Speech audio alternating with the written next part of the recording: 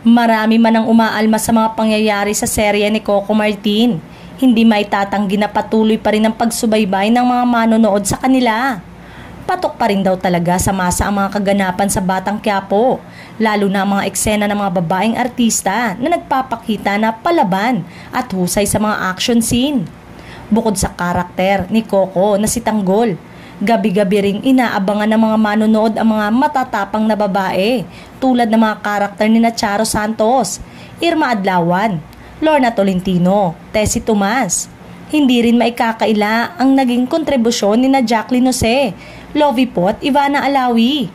Nakakatuwa nga raw makita ang fighting spirit ni Tindeng, Mokang Bubbles, na kahit madami silang pagsubok sa buhay, hindi sila sumuko at pinatunayan nilang gagawin nila ang lahat para protektahan ang kani-kanilang mga pamilya. At syempre, nariyan din si Bettina, Tessie Tomas, na kayang patiklupin ang kanyang asawa. In fairness din kay Bubbles, pinatunayan niyang kayang-kaya niyang makipagbakbakan. Ibang klaseng tapang din ang ipinakita bilang mga kababaihan, kaya takot at mataas ang respeto sa kanila ng kanilang mga tauhan. Sinang masusugid na viewers. Bukod sa pinakitang magagandang katangian ng mga babaeng karakter, may mga lalaking karakter din naman daw na nawawala sa serye at ginawang relatable kasi ang kwento sa malawak na audience. Halatang hindi nanonood ng serye yung mga sita ng sita.